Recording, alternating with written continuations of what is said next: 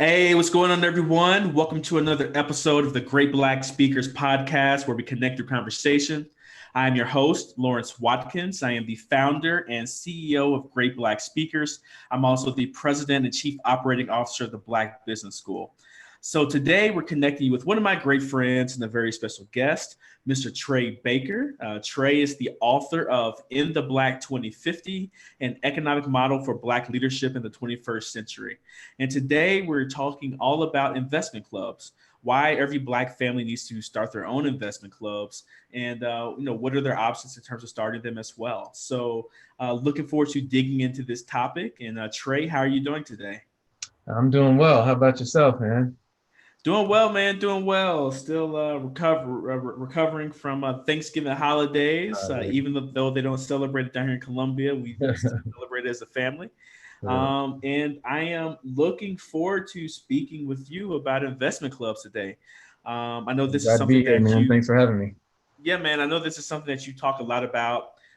Something that you've done a lot of research on as well, especially in regards to, I guess, the importance of investment clubs to the overall structure of the Black community and how they can, really help Black people nationwide and worldwide, start to gain a better economic footing. So, before we get into all that, though, can you tell the audience what you currently do and how you've gotten to this point in your career? Yeah, so there's a long answer to that, but I'll keep it short and I'll just say that I like to describe myself as a Black empowerment engineer. So uh, I look for solutions to uh, fundamental problems in the Black community, and day to day, I mainly work on investments, investment analysis, running an investment club that I started myself, several businesses that I manage, and then helping other people start businesses themselves. So mainly focused around investing in and building Black businesses because as you know, and most of your viewers know, that Black business is a key component of any economic development strategy. And until we get our economic house in order, it's going to be hard to tackle other issues around politics, health, and other things, and spirituality, anything like that. So, yeah, mainly focused on building up Black businesses and investing. And how I got to there, that's a long and windy road too. So I started out um, wanting to be an engineer. So I actually got an engineering degree from Vanderbilt. I was back in 2006. Actually, But Trey, is your mic covered a little bit? I'm not sure if your mic's covered. Your sound changed a little bit. No, nothing changed on my end. All right, cool. We'll just I work didn't with bring, it. I didn't, I have a professional mic, but I forgot to bring it because I'm in Louisville right now. I forgot. Oh, okay. It's all good. Yeah, keep talking. So you went to engineering school at Vanderbilt University. Yeah. Let me, I think okay. it's back to Well, normal. My bad. Go yeah, ahead. okay, cool. Yeah, went to Vandy for engineering. Quickly decided that I didn't want to be an engineer, but I didn't want to switch majors, so I stuck with it. But immediately after, I went to business school, so I didn't take any time off. I went straight from engineering school to business school at Harvard. Finished that in 2008. So while I was there, I got exposed to business at a high level. Like I was already an entrepreneur. I had started my first company when I was 19, but just mainly small level stuff. So getting to Harvard kind of exposed me to how business operates at a large level and thinking about macroeconomic concerns rather than just firm level, company level issues, and just looking at the broader economic picture as a whole. And then after reading Blueprint for Black Power by Amos Wilson, then that really set me on the current path that I'm on now. So if you haven't read that, I suggest that everybody read Blueprint for Black Power. My book is kind of like a continuation of that, a piece of that, because that book goes into very in depth on a lot of topics, but specifically a lot of about economic development as it relates to the Black community.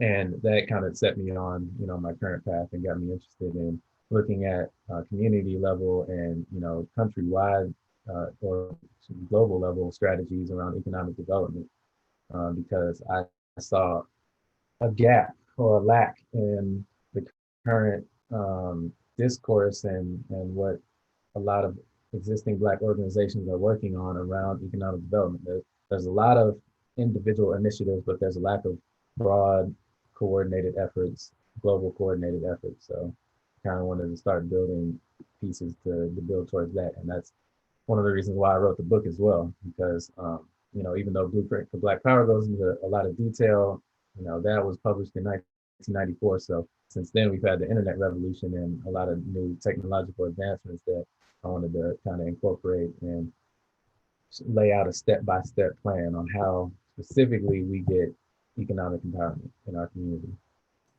All right, well, let's talk broadly then in regards to your In the Black 2050 plan in terms of what are the major components that Black people in Black communities and groups need to focus on to start, improving economically. And then we can start, and then after that, we can talk specifically about investment clubs and how it fits into the overall strategy. All right, well, first, I think it's important to frame how we look at this problem. So as Amos Wilson says in Blueprint, and many of his speeches on YouTube, it helps to look at the Black community in America as a nation within a nation.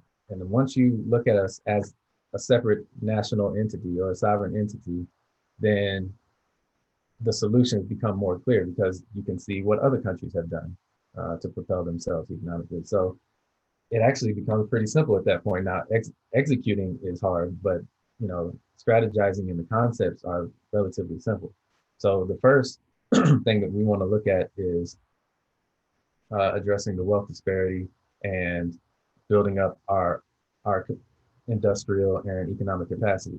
So I think white wealth in America is around 80 trillion, something like that, and we're less than 3 trillion.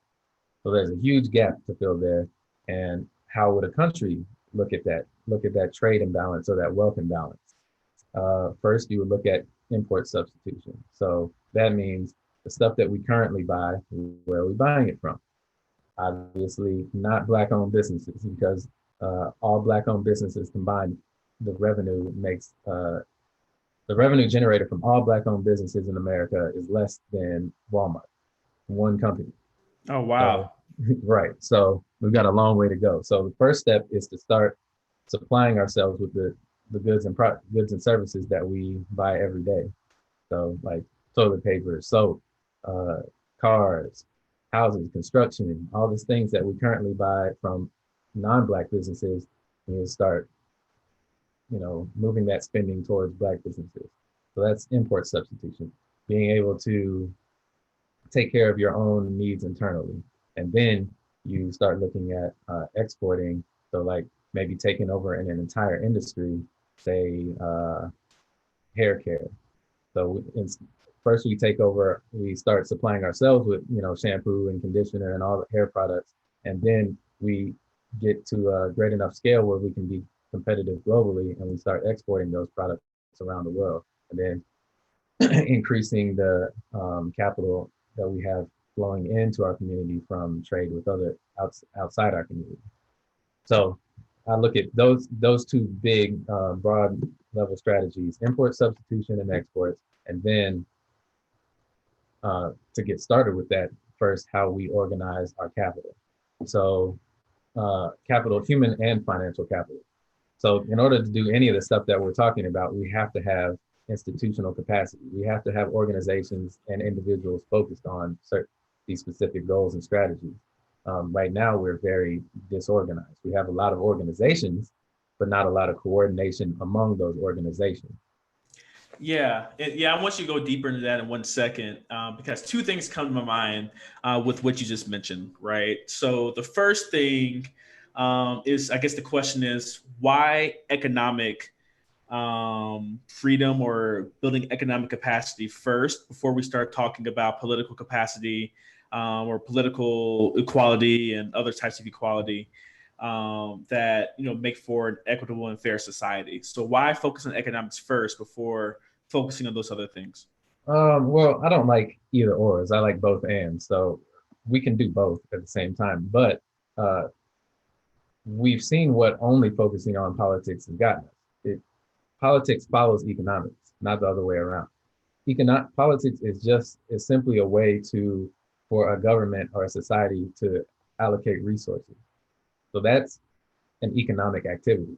The government collects revenue, collects taxes, and then has a budget and spends it on things for the public good.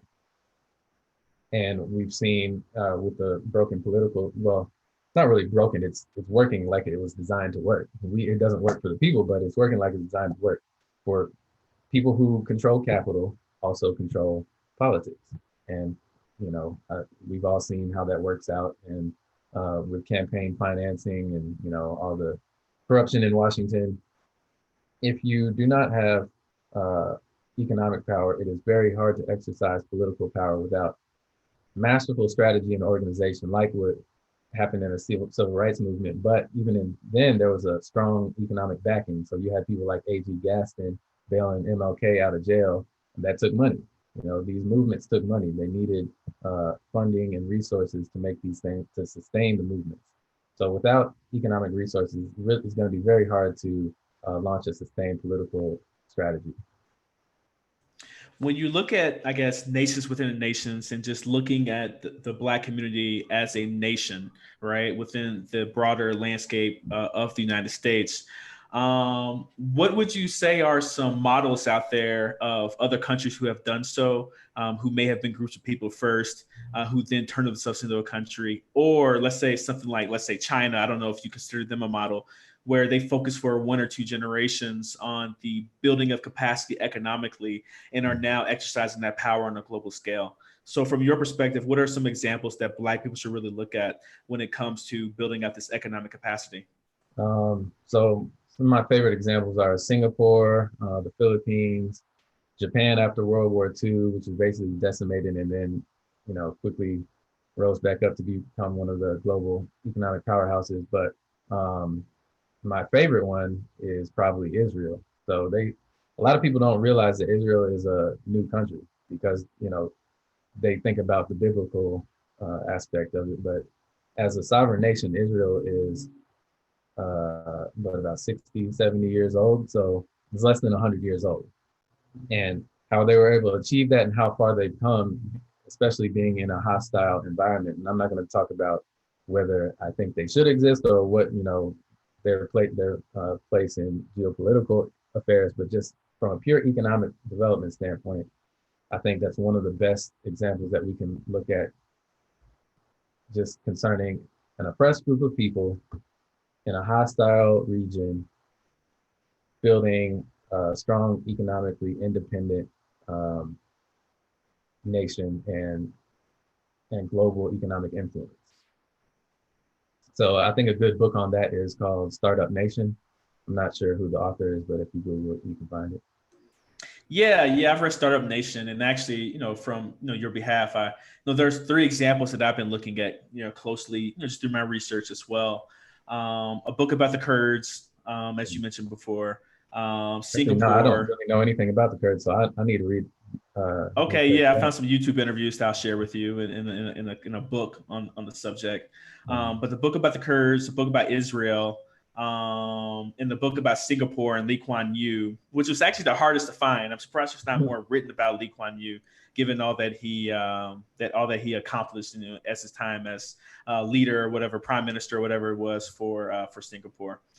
And there's this. I know we're supposed to talk about investment clubs. We're going to get there, but Yeah. I think there's this You got time, brother.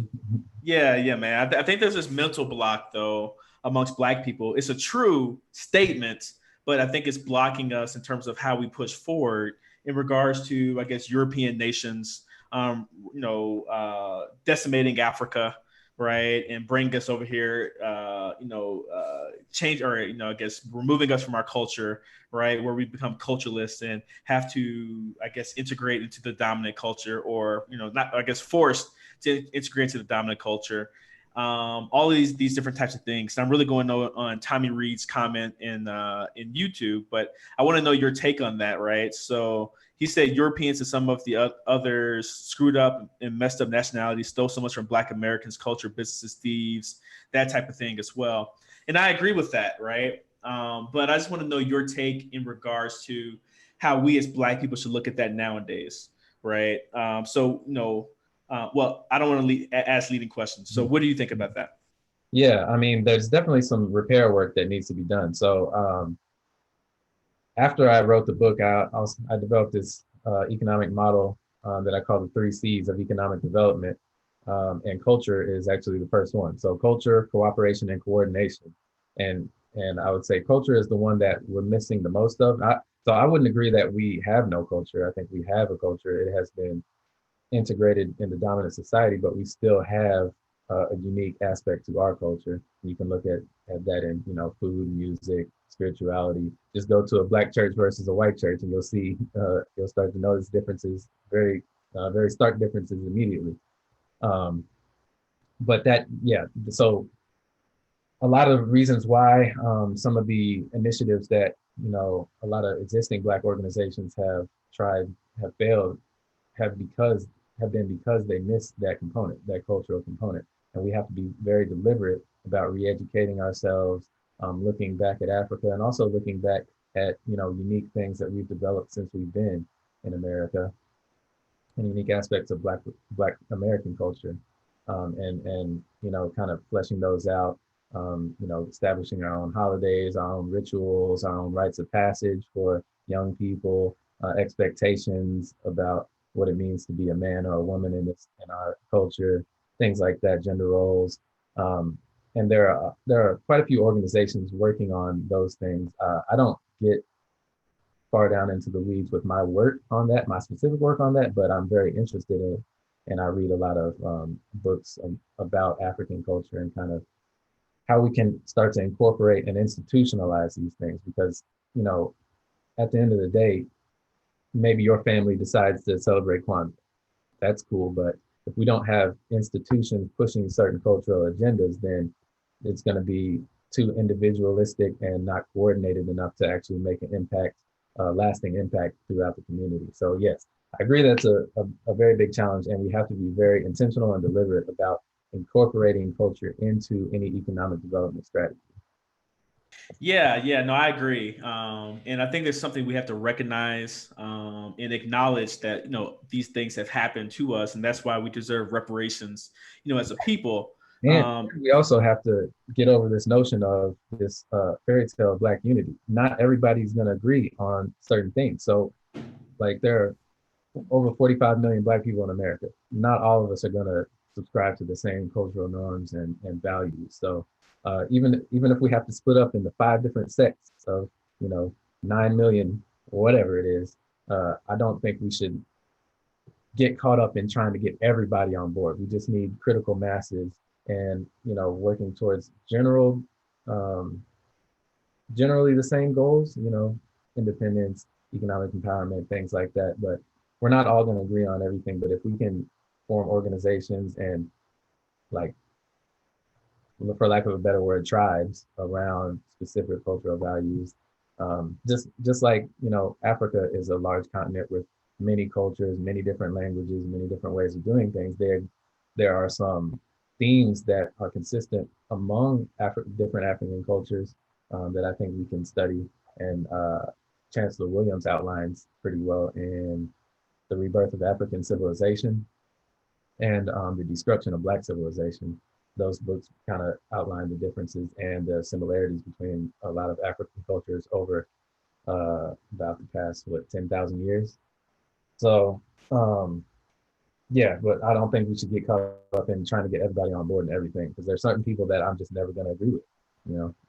Right. And I also think, let's moving forward, acknowledge that those things happen, right? Happen to us. Right. And, Reparations is very important to me as well. Like, yeah. I'm working on things that can happen independent of whether or not we get reparations, but we definitely need them, and we definitely need to be working on them, because Yeah. that And that I $70 gap is not going to close itself. yeah, no, man, I 100% agree, on that particular front. But then, let's say they don't come, how do we still win? That's always the question I'm always asking myself is, how do we still win as a people, given the resources and tools that we have now? And Right. what are the best strategies and the best campaigns that we need to fight? to make sure that we can not even just even the playing ground, excel, in life and excel as a group of people. Yeah. Um, Well, but we gotta define what winning means to us. right, right. Not a lot of people will agree on that. Well, what's your definition of winning? So sovereignty is my definition of winning. So if we do not have sovereignty, we have not reached where I think we should be, where I'm trying to take us. Um, and sovereignty meaning the control of our economic, political, social, cultural destiny without interference, or being able to defend ourselves from interference. So you have sovereign nations that are, quote unquote sovereign, but other more powerful nations interfere with their sovereignty and interfere with their internal systems all the time. For example, the United States and our regime change wars. So sovereignty to me means that we develop our own sovereign nations and the ability to defend them without and resist outside influence. Now that's going to be difficult for Black people in America, because as long as we're in America, then we'll never have true sovereignty. But I have a solution for that we can talk about at another time. But we have to look towards sovereign nations for support and develop relations, so like economic relations, political relations with Black nations, like say in Africa and the Caribbean, things like that, in lieu of our own sovereignty on American soil. But there are things that we can do here to become more self-determining, more independent while we're here. Because I'm not an advocate of everybody, moving back to Africa or anything like that. I'm going to personally, but I think that first of all, it's not realistic for everybody to do that, and then I don't think everybody should. Some of you people need to stay here. Yeah, I guess Jewish people is very similar. Not everyone moved Right. back to Israel, moved to Israel. You have Jewish communities all over the place. Right. I know a lot of them are going through strife right now, internal struggle between Jewish Americans and also people who actually live in Israel over what's going on with Palestine, that type of thing. So it seems to me the cultures are, even though they have the common bond, the cultural concerns and just the realities on the ground are causing a divide in terms of how those should be handled as well, depending on where you're located. And we can talk about that at a later point in time as that relates to Black people too.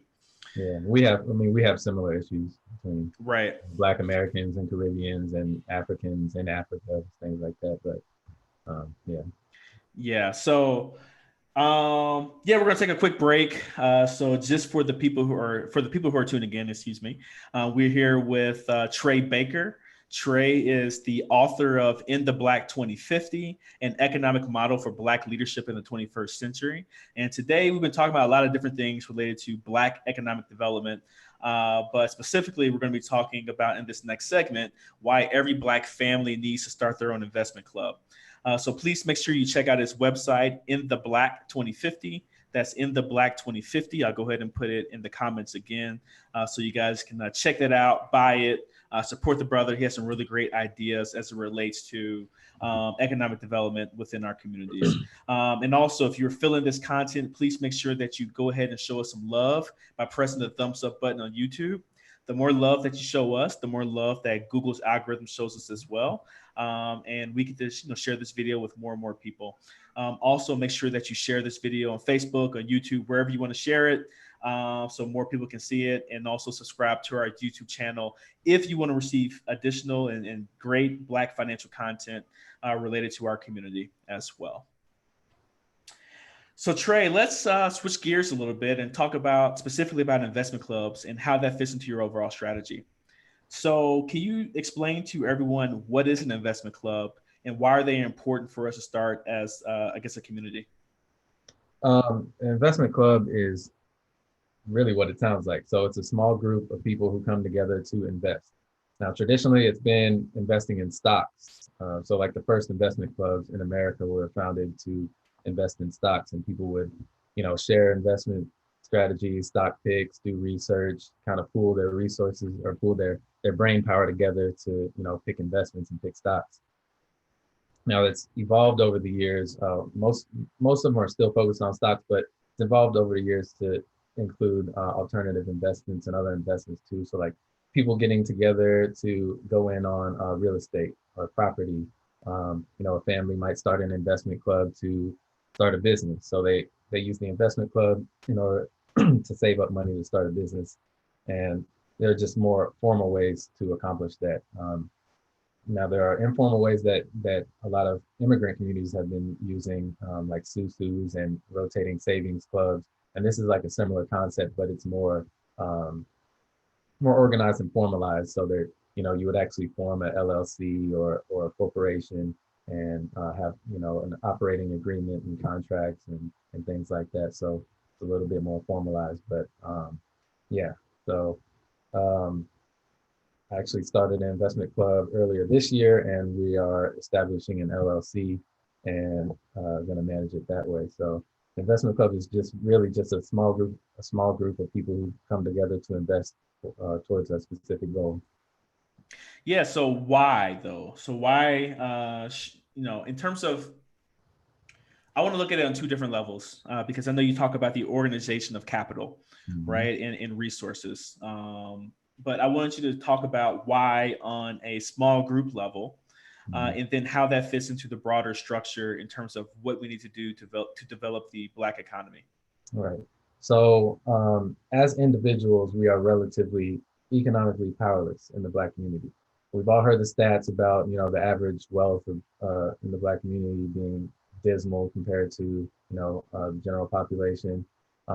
Wealth inequality is also worse in our community. So I think the top 10% of the Black community own like 75% of all the wealth in the Black community. So we've got a huge wealth disparity, and those people.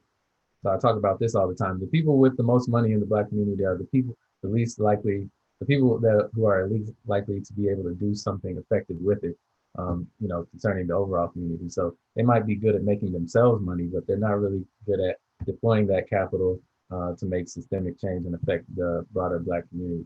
So we can't wait around for Oprah and Diddy and Jay-Z to save us. We have to start organizing our own capital where, in our communities and among our families and existing Black organizations, to invest in ourselves, in our own businesses, lands, uh, all all a range of assets, and then start to direct those towards coordinated efforts and coordinated goals that benefit the entire Black community. For example, reducing Black unemployment, um, increasing educational opportunities and on-the-job training, um, starting to develop trade relations and economic relations with other communities, say in Africa and the Caribbean, things like that. So as individuals, it's hard to do that. So even if you are relatively like on a global scale, you would be considered wealthy. Like say you have $100,000 in the bank. For an individual, that's pretty good, but you can't really do anything very impactful and start moving the needle with such small amounts. So we need to start coordinating and cooperating and pooling our resources together so we can access bigger deals, basically, and bigger investment opportunities, bigger deals, and things that are usually precluded from individual investors because just don't have the capital to get started. Gotcha. No, I mean, I think that's very So yeah. interesting. Yeah, So and go ahead. I'm sorry. the why, the short answer of the why is we need to organize our capital because without it we can't access the kind of deals and make the kind of investment that we need to make a significant and sustained impact in the Black community. Got you. Yeah, I think that's something that you revealed to me that I did not know in regards to the economic disparities or wealth inequality within the Black community, where you said the top 10% or is the top 1% owns 70% of the wealth? Uh, I can't remember now. You're gonna have to. So Antonio Moore has is where I got that stat from, and I think he's got a paper he wrote with I'm gonna say Sandy Darity and Duke University. So there's the myths about closing the racial wealth gap or something like that. He's got a lot of stats in there. So because I before he said it, I didn't realize it was that bad. I knew like just anecdotally and just looking around as an outside observer, it seems that way, but I didn't have any hard numbers to put to it. So you can see that inequality in the Black community is bad, but I had no idea what it was in relation to the overall community and how bad it was. Yeah. I mean, I think it's worse in the Black community than in other Right. communities, actually, right? And no, that's due to two reasons. Where I guess the reason, well, one is our wealth is just a lot lower than other Right. communities, and then I guess we have a significant amount more, I guess, people who are poor within Black communities as well, due to policy concerns and other things. And Just it's concentrated in basically one industry, entertainment. entertainment, right? So sports and There are very entertainment, yeah, few. There are very few of us. That's like say Robert Smith, Junior Bridgman, Michael E. yeah. Jim. Yeah, there are a few. I mean, there are a few Yeah, others, right? yeah, But not many, yeah. right? Like Who probably didn't at we can least. probably if we think about it, we could probably name them all. Right. Yeah. We could. You're 100% right about that. And I think it's. I mean, I guess this is a more of a national movement too, in terms of you got people like Steve Bannon on the left and Elizabeth Warren on the right. Either you go populist nationalist or populist socialist, I guess, whatever. Who are looking to help to solve these wealth inequality issues, right? From a national perspective. But as we know, historically, Black people have always gotten the short end of the stick. And in terms of a coalition building, we're usually the first ones to go that they cut out because we lack the, I guess, economic and political power necessary to really push our will forward the way that we need to do. When I think about, I guess, this inequality issue, though, that's why I think it's even more important for us as a community to really focus on grassroots efforts Mhm. in regards to organizing capital, Right. like what you're And talking just about with these investment clubs. I Go also ahead. wanted to add, so I talked about it from a community level, why we should do it, but as an individual, it also makes sense for individuals to join investment clubs to get access to those investment opportunities that they wouldn't be able to as individuals.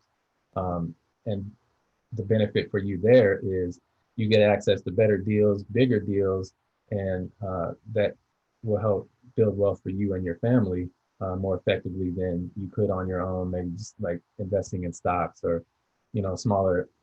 You might buy a rental property here and there, but if you don't have access to capital to expand, you're going to be relegated to relatively, small investments. So by pooling our capital together, we can access bigger deals and more effectively build wealth as individuals and as a community. Yeah, can you talk about that then in terms of why it's important to go after these bigger deals? Because I can see it from both perspectives, right? Where small Well, bigger, deals. bigger and better. I say bigger and better because yeah, Yeah, well, small deals often provide a much higher return on investment if you can, do those deals right. The problem is you can't deploy enough capital. You can't deploy enough capital to make it good for a long period of time, and those deals often run out of, I guess, juice, relatively quickly. I kind of look at it, yeah, it's hard to scale them and they're more risky. So if yeah, you buy one property, if something happens to that one property, then you've lost. But if you have invested in 100 properties, if something happens to one of them or 10 of them, you'll still be fine. So do you view that as a bigger deal or consolidating like these much smaller deals into like a larger deal? Both, and also diversifying. So, as an individual, say I have $100,000 to invest. As an individual, I could that's enough to get me a few properties if I'm doing fix and flip, maybe get a few fixer uppers or one already renovated property. But if I go in on it with say 100 other people and put $1,000 in 100 different properties. Now I'm more diversified, still the same asset class, the same risk return, risk reward profiles, same opportunities to generate, cash flow and capital gains, but I'm diversified across that asset class. So I'm not as worried about this one property as as I would be if I was investing as an individual. So investment clubs help us diversify across asset classes and within asset classes as well. Got you. So, in the next group of questions, I want to answer the who and a little bit of the how in regards to investment clubs, right? Because I know with how we can really talk for hours upon hours in terms of, what they look like. But mainly I want to answer the question in terms of who do you need in your investment club? And then how do you make sure you get a positive return on investment and have the level of transparency that most people are looking for when they are investing their money with someone else, right? So I want to talk about those two questions in 1 second. So just as a reminder to everyone, I'm here with Trey Baker. Trey is the author of In the Black 2050, an economic model for Black leadership in the 21st century. And today we're talking about why every Black family needs to start their own investment clubs. So if you like this video, please go ahead and show us some love by pressing the thumbs up button. The more love that you show us, the more love that YouTube's algorithm shows us, and more people will be able to see this content. Make sure that you share this video with friends and family, and also subscribe to our YouTube channel, the Black Financial Channel, if you would like to receive more content like the content that we're producing today with Trey. Yeah, man. So yeah, one last point on the why as well, because I think I take this for granted, but a lot of people I don't think realize how wealth is built. So wealth is usually not built from income or even from having your own business and generating revenue from that, not the cash flow from it. So you can make a lot of money, you can do well for yourself just by having a business, earning money, or having a high paying job. But like generational wealth usually comes all at once in the form of a liquidity event. So say you do start a business, you grow it from one location to maybe 10 locations, and then you sell that business. So you're making, say your business is generating $500,000 a year, and that's really good money. But somebody comes along and offers you $50 million to buy that business from you. So you give up that constant cash flow for a liquidity event. You get a windfall of cash all at once. So that's how a lot of generational wealth is created. So what I would be focused on with what I'm personally focused on with my investment club is alternative investments that have the potential to provide those liquidity events. So we're not really focused on stocks or traditional investments. We're looking at more alternative investments, investing in startups, angel investing, investing in a wide range of real estate deals, real estate equity and debt, things that allow you to use leverage like commodities managed futures and things like that. But primarily, I'm going to be focused, like the bulk of the portfolio will be in real estate and venture capital / private equity.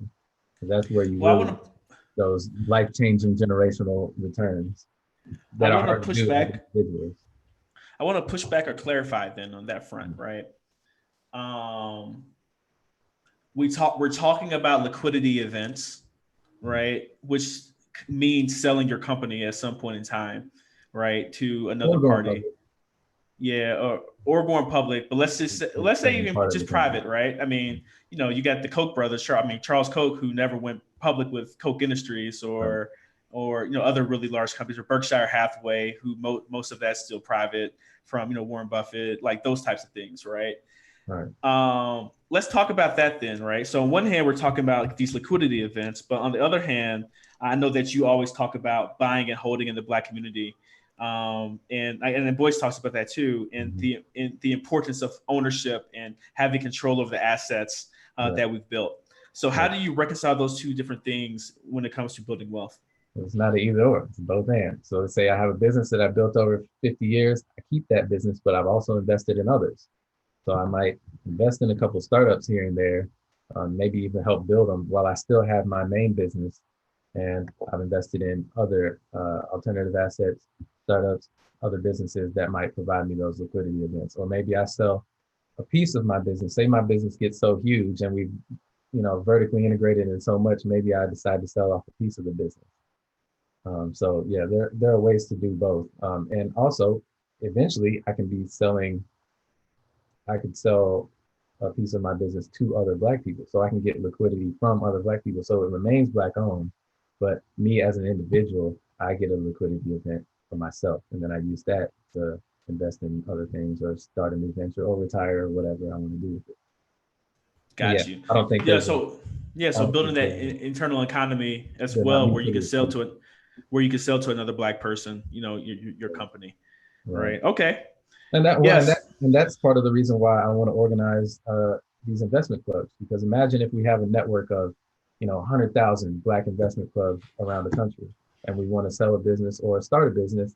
Now we have access to a pool of capital that traditionally we wouldn't have been able to access because, as you know, it's hard for us to access traditional venture capital and private equity. Definitely, it's harder for us to access financing from banks and other larger financial institutions. So if we don't create our own pools of capital, it's going to be much harder for us to, access those deals and get those liquidity events and, fund the businesses to get them to the level that we need to even be able to think about selling them. Got you. Yeah. I mean, here's a very practical question from. I think it was Super Mike who asked this. If I got this wrong, I apologize. But I think it was Super Mike who asked this question in regards. He asked it in terms of debt. How do you handle the individual debt owed by potential members? But there might be, I guess, a misinformation in regards to what investment club is, and like a person's previous debt and other ventures doesn't really carry over to the investment club, But I want to take that question into a different direction, Trey, in regards to just very practically. A lot of people feel like they don't have any money. They are saddled by student loan debt. They have medical expenses. They have all these other types of expenses that they've accumulated over time. And I think a lot of people feel like they don't have the necessary resources to invest in investment clubs. Right. So Yeah. what would you say to those people, and what pathway would you give them out? Yeah. Well, so for some people that may actually be true. You might need to be focused on paying down your debt and getting your own finances together before you go down this path. Um, Another solution would be to vote for Andrew Yang so we can get our $1,000 a month freedom dividend. No, but I think a lot of people have more money than they think they do. They just need to budget better.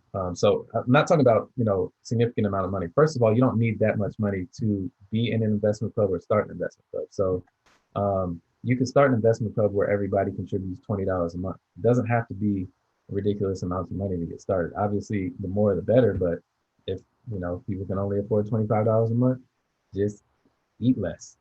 Like save a meal, go out one time less, spend stop drinking for a month. If you drink alcohol, stop drinking for 2 weeks. You'll definitely save some money. Um, and I think there it's very important to use free tools that are available, like Mint and budgeting tools that allow you to see where your spending is. Because a lot of us don't even know where our money is going. We haven't really broken down our expenses to see where that money's going. So if you really look at it, so if you get a financial planner or some of these free financial budgeting tools that are online and start to break down your expenses, because you don't need to start with a lot of money, which is the whole point of the investment club. So say you wanted to buy a property yourself, you'd have to save up the $10,000, $20,000 that you need for a down payment, or buy a foreclosure, you need cash to buy a foreclosure. Well, instead of saving up that $20,000 yourself, you could get 10 people to put in $2,000. So the whole point is to be able to start where you are and then build from there. Got you. Yeah, no, I mean, I think you're 100% right about that. I think the other big challenge though is not necessarily what are investment clubs investing in, but who in investment club are making the investments, like the internal operational structure of Yeah. investment Well, clubs, right? So, that's the hard yes, part. All this other stuff that we've been talking about is the easy part. The hard part is how to find and manage the investments. So we're actually working on a solution, a tool that can help with the managing part, the accounting, taking the transfers, the bank transfers, so everybody makes their deposits on time and all that. So there are software solutions for that, but how to find and decide on which investments that you make, that that goes into who you want to be a part of your investment club. So if if you're starting an investment club with just your family members, it might not be a good idea if nobody in your family has any professional financial experience. You know, so building the team. So that's what I thought a lot about in starting my own investment club, building the team, the initial group of members. So how I'm doing it is we're looking at geographically and professionally diverse groups of individuals. So I want engineers, lawyers, people who have experience running hospitality businesses, service businesses, restaurants, hotels, people with experience in entertainment, sports, things like that. So we have a diverse group of people within the club, and then if a investment comes along, most likely we have a member that has some expertise in that real estate, for example. So um, when you're thinking about building your investment clubs, I like to look at existing Black organizations. So say you got a Black church, most likely you have somebody with professional financial experience in that church. If you have a professional organization like Nesby, you got a bunch of Black engineers. Um, those engineers, one, these are all people with college degrees, so somebody probably has some type of outside experience other than engineering, some financial experience, or if they don't have it themselves, they have access to it within that network. So looking at existing networks, fraternities and sororities, things that where people will more easily be able to connect with each other and find people with necessary experience. Then there's also traditional financial planners and financial advisors. So let's say you start an investment club with just your family and nobody has any experience. First, uh, part of the reason that people start investment clubs is to learn. So in setting up the club and finding and evaluating investments, you do your own research and you start to learn about things. Buy books on Amazon, listen to audiobooks, listen to financial literacy podcasts, listen to voice, take some courses to increase your own base of knowledge, but also until you get to the point where you're comfortable making your own investment decisions, there's plenty of Black financial advisors that can help people get started. Um, but yes, so finding finding that expertise within building that expertise within the membership and also hiring outside expertise once you get to a level where that makes sense financially for the club. Then yeah. I want to talk about relationships then, right? Because I think that's another important piece where, if you can bring together certain skill sets to find deals and actually run the investment club, that type of thing. But then also you mentioned organizations, and there's two things, right? So one, you mentioned organizations, and there's a certain level of, I guess, shared common culture within organizations or shared identity, whether you're talking about fraternity or sorority or Nesby or whatever it might be, or your church. Um, I'm worried about people ready to kill each other because somebody ran away with the money, or they didn't invest properly, or they lost their money doing this, or so and so was stealing from the church fund, Right, whatever it is, right? yeah, Or then on the other hand, like, man, I didn't even know this person. I mean, we're part of the same fraternity, but I don't know that dude. Or we're we have the same skill set, we have the same identity. I don't know them. yeah, That trust right, level, right? And the yeah. preservation of relationships. What are the safeguards you can put in place with investment clubs to make that a non-factor or mitigate that risk? Right. So there's no substitute for building relationships, right? So ideally, you'd like to start clubs with people you have some level of trust with already, or some level of shared values and some integrity. But barring that, these are all just like running off with the money. That can be solved with software. So if you have the right platform that's transparent and has the proper is set up properly. So, you've got your LLC, you've got a bank account that has a joint bank account where no one individual can access the funds. So you can create rules about who can access it and when and how much at one time. to kind of safeguard against that. And the tool that we're working on is actually going to do all that for you, and um, kind of help manage the back office admin stuff. So the investment club members and the managers can focus more on the investments. And there's another point on who and how we manage things.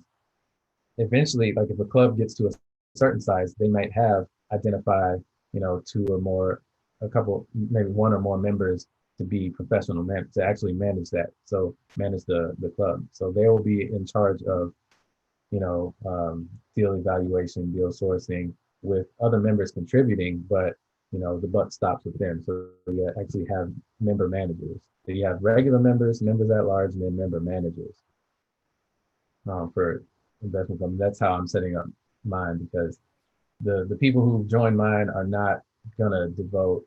Most of them are not. Don't they have their own careers? They don't have a lot of time to devote to this stuff. So we're gonna have two of us that are mainly focused on it and take the bulk of the responsibility, and then people can participate as much or as little as they want, um, along with that.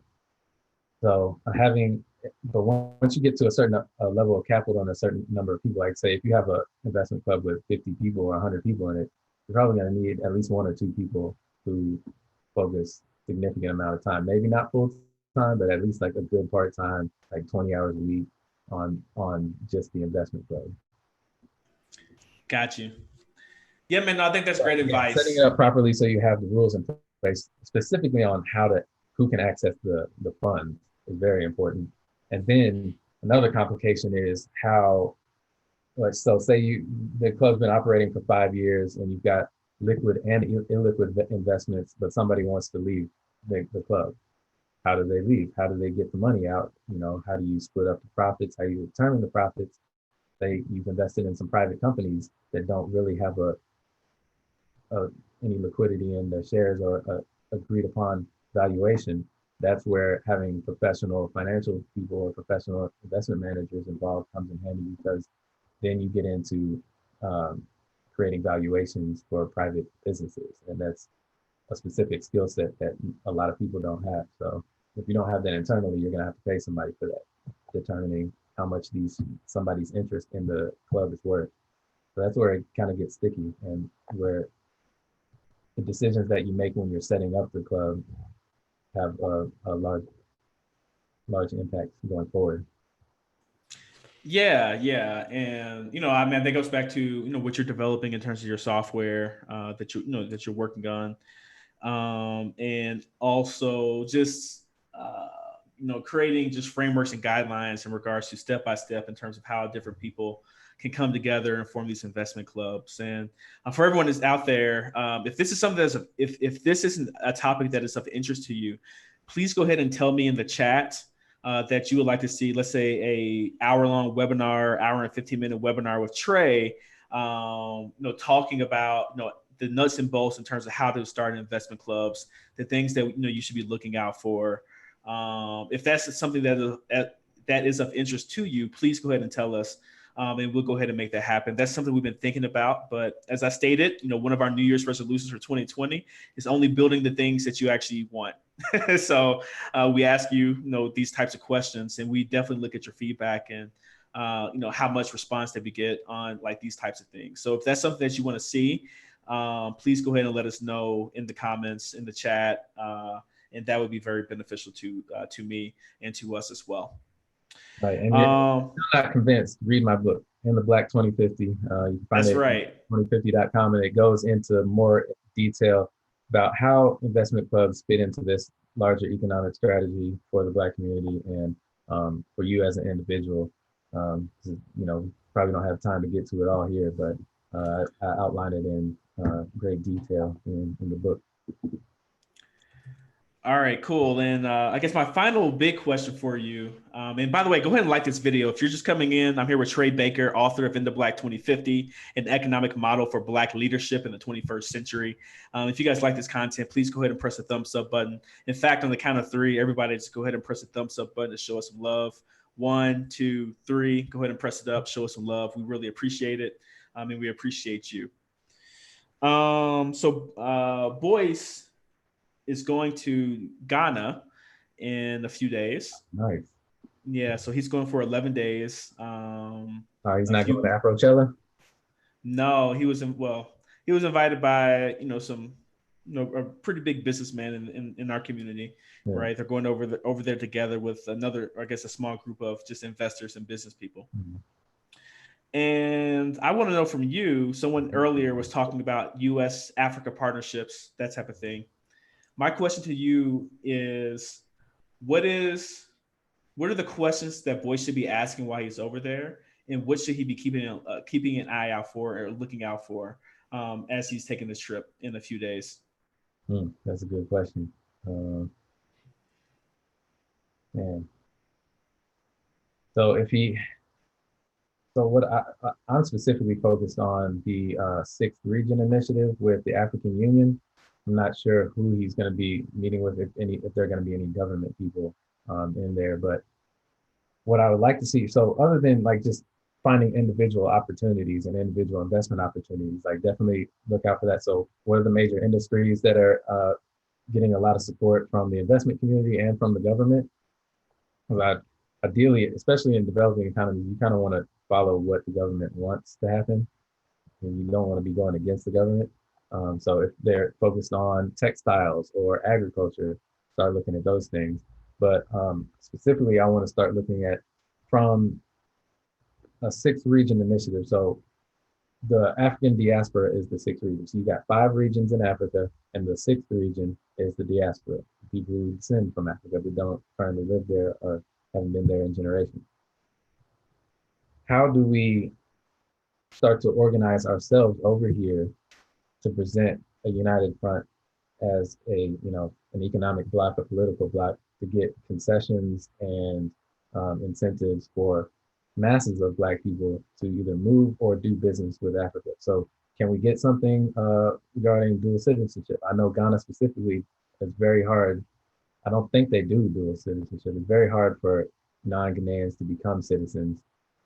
Is there a way that we can, in exchange for bringing more investment capital or more, managerial expertise, our professional expertise, the things that we've learned working for these white people for hundreds of years, and we bring some of this expertise over there in exchange for some land, uh, dual citizenship. I know Ghana is giving away land to, I think specifically African Americans. I'm not sure. It might be Africans from African diaspora people.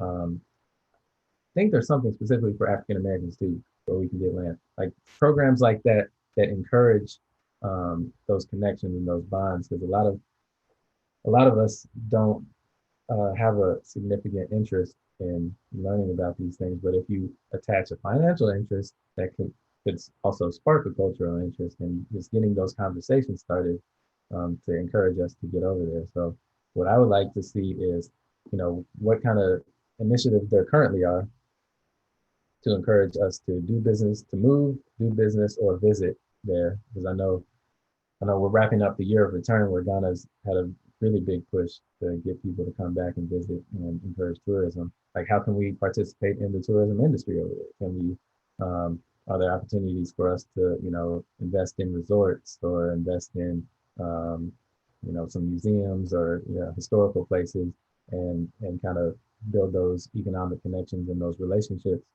for people over here who may or may not know that much about Ghana specifically.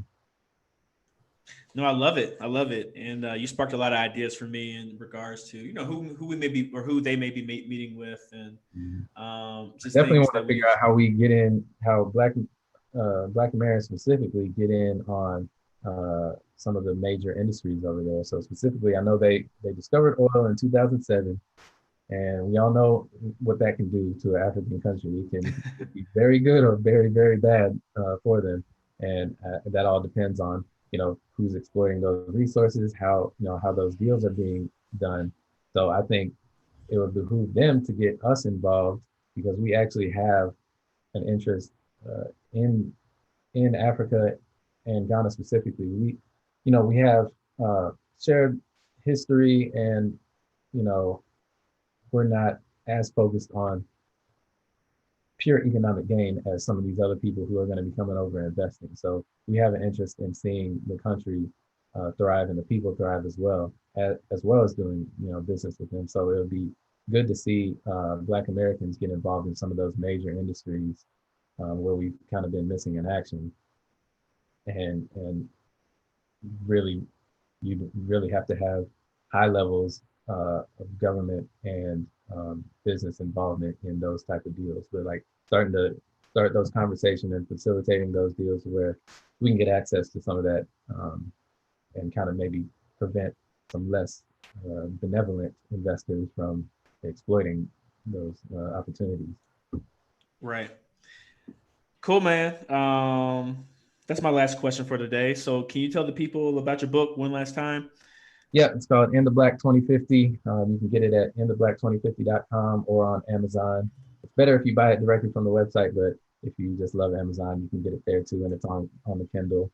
And it's really short, 68 pages, so no excuse, and it's mainly written for anybody who is mainly written for existing Black organizations. So if you are a part of a Black organization, Black church, just even small groups, this is written for you and how